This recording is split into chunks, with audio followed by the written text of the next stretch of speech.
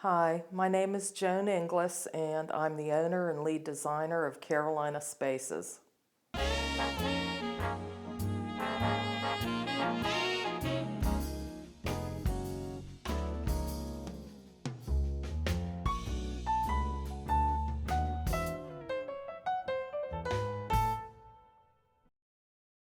I was born in Pittsburgh, Pennsylvania. I did always look at spaces throughout the house that I grew up in, and I, I always felt that if it was my house, I would do this or that to it.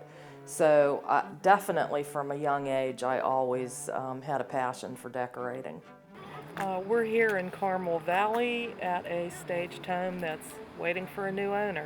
And I work in residential staging, commercial staging, and home staging. I specialize in vacant homes.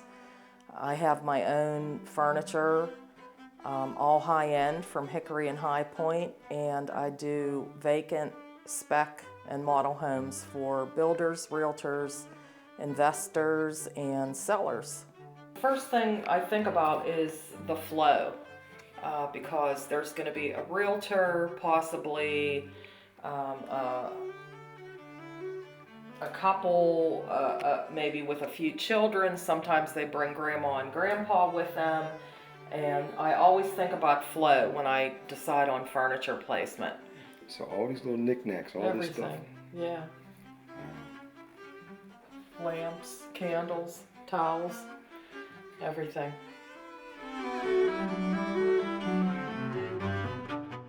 You should have real estate education or knowledge. You should also have some interior design knowledge, and definitely you should have home staging education. It takes years. It takes experience, it takes a knack for it, and it takes a passion. If you want to do it as a hobby, you need very little startup for this. Get some education.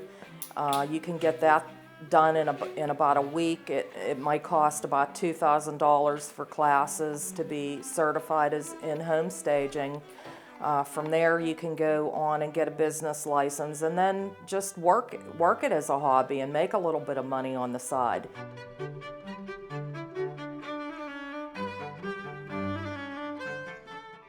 If you want to actually do it as a business, then you're going to have more credentials than just a week-long certificate. The costs are going to be for inventory, which is going to be furniture, and you have to make sure that you purchase furniture that's going to hold up, that's going to be actual functional furniture, not little decorative, inexpensive pieces, because you'll find that buyers that want to purchase the house, often they want to purchase some or all of the furniture that's in the house. Also accessories. You have to stay in with colors and design trends and make sure that your staging is current.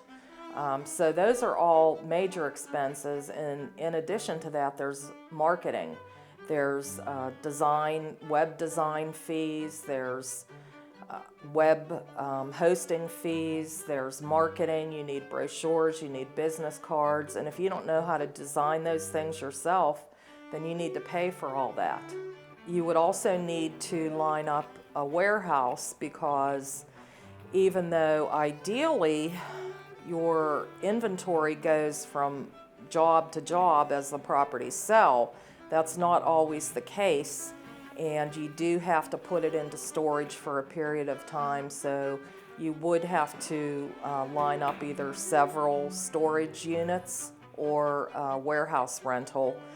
There's also trucking and hauling involved, whether it be by van if you're a very small scale business or hobby, or a full-size panel truck if you're running a business.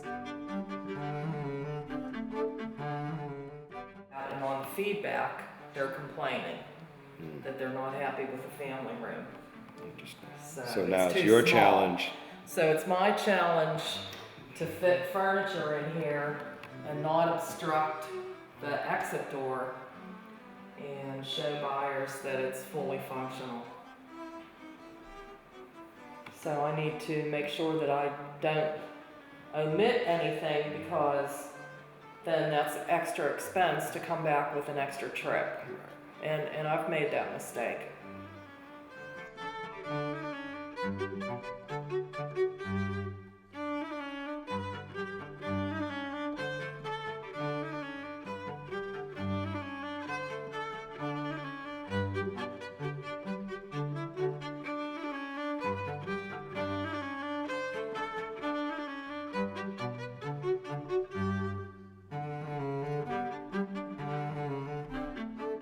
The top priority in my business is customer service.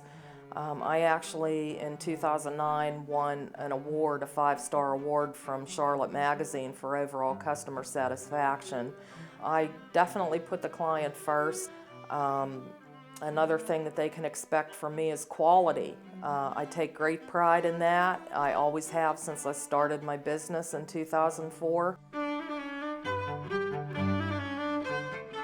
I'm absolutely turning a profit, but I'm investing it back into my business immediately.